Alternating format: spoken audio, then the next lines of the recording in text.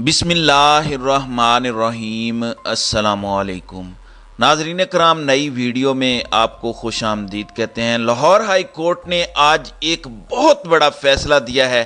انہوں نے بغاوت کا مقدمہ A-124 درج کرنے کے قانون کو آئین سے متصادم قرار دے کر کل عدم قرار دے دیا ہے۔ اب اس کا مطلب کیا ہے؟ اس کا مطلب یہ ہے کہ اب کوئی مقدس گائے نہیں رہا، سب سرکاری ملازمین جو ہیں وہ جواب دہ ہوں گے۔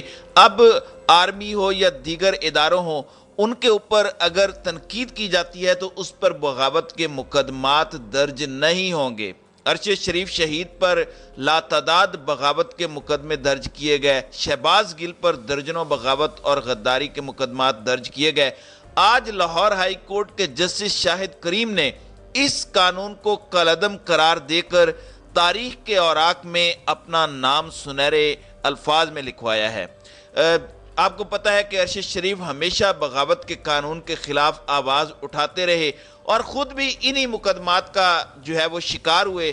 آج قانون تو ختم ہو گیا ہے مگر ارشد بھائی دنیا میں موجود نہیں ہیں۔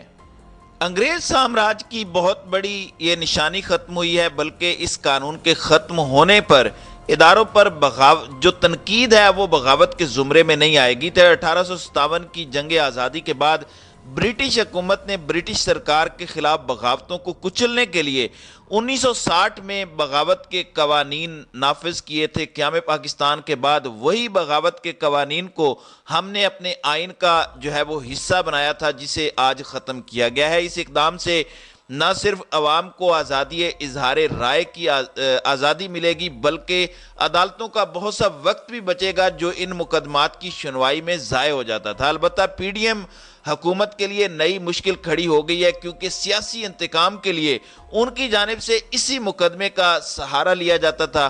وکیل ابو ذر سلمان نیازی جو ہیں وہ یہ کیس لے کر لاہور ہائی کورٹ میں آئے تھے۔ پھر ارشد شریف کو بھی خراج تحسین ہے کہ جس کی وجہ سے آج پاکستانی قوم کو اس آمرانہ دفعہ سے آزادی ملی ہے۔ دوسری جانب سپریم کورٹ آف پاکستان کا بینچ ٹوٹ گیا ہے۔ جسٹس امین نے بینچ میں بیٹھنے سے انکار کیا ہے۔ کرپٹ سسٹم کے سامنے یہ بینچ زیادہ مضبوط ثابت نہیں ہوا، جبکہ چیف جسٹس بندیال نے آج ہی نیا بینچ تشکیل دے کر کیس کی سماعت کا حکم دیا ہے۔ معزز جج قاضی فائز عیسیٰ کو سپریم کورٹ کے بینچ توڑنے کا تحفہ بھی مل گیا ہے۔ شہباز شریف نے جسٹس قاضی فائز عیسیٰ کے خلاف کیوریٹیو ریویو ریفرنس جو ہے وہ واپس لے لیا ہے، جبکہ تحریک انصاف کا کہنا ہے کہ اگر اس حوالے سے سپریم کورٹ لارجر بینچ بھی بناتی ہے تو ہمیں اس پر کوئی اعتراض نہیں ہے۔ جبکہ سینٹ نے supreme court practice and procedure bill جو ہے وہ بھی منظور کر لیا ہے۔ اس پر پی ٹی آئی کی جانب سے احتجاج بھی کیا گیا ہے۔ اس حوالے سے جو تفصیلات ہیں اس پر میں ابھی آج کی ویڈیو میں بات کروں گا۔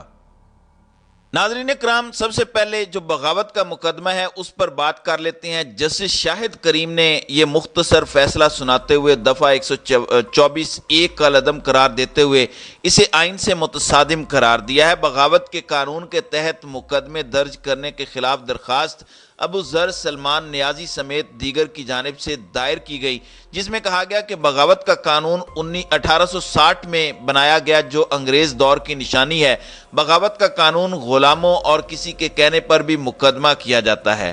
ابو ذر سلمان نیازی کا کہنا ہے کہ آئین پاکستان ہر شہری کو آزادی اظہار رائے کا حق دیتا ہے۔ اب بھی حکمرانوں کے خلاف تقاریر پر دفعہ 124(a) لگا دی جاتی ہے۔ درخواست میں موقف اختیار کیا گیا تھا کہ بغاوت کے قانون کو سیکشن 124(a) کے ذریعے سیاسی مقاصد کے لیے استعمال کیا جا رہا ہے۔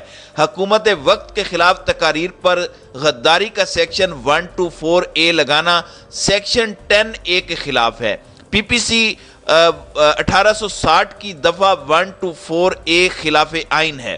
اب لاہور ہائی کورٹ کے فیصلے کے بعد ماہر قانون ابو ذر سلمان نیازی نے جو گفتگو کی ہے اس میں انہوں نے کہا کہ یہ معاملہ شہید ارشد شریف نے اٹھایا تھا، اس کا کریڈٹ ان کو جاتا ہے۔ بغاوت کا قانون کالعدم قرار دینے کا فیصلہ آزادی اظہار رائے کی جیت ہے۔ اس فیصلے سے عوام کی کالے قانون سے جان چھوٹی ہے۔ لاہور ہائی کورٹ کے فیصلے کے بعد تحریک انصاف کے رہنما فواد چودھری نے اپنے ٹویٹ میں لکھا کہ لاہور ہائی کورٹ نے فوجداری قانون کی دفعہ 124A کو آئین سے متصادم قرار دے دیا۔ اس فیصلے سے میرے مقدمے سمیت درجنوں سیاسی مقدمے ختم ہو جاتے ہیں۔ بہت اعلیٰ اور آزادی کے اصولوں کو تسلیم کیا جانے والا فیصلہ ہے۔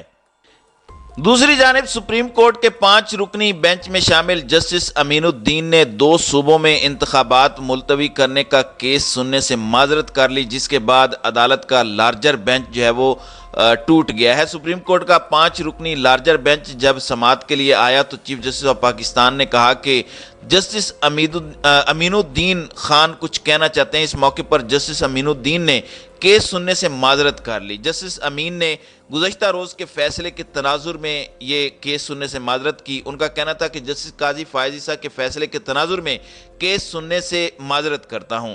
جسٹس امین الدین کے بات کرنے کے بعد بینچ کورٹ روم میں چلا گیا۔ جسٹس امین الدین کی معذرت کے بعد عدالت کا لارجر بینچ تحلیل ہو گیا اور اب کیس میں نیا بینچ جو ہے وہ تشکیل دیا جائے گا۔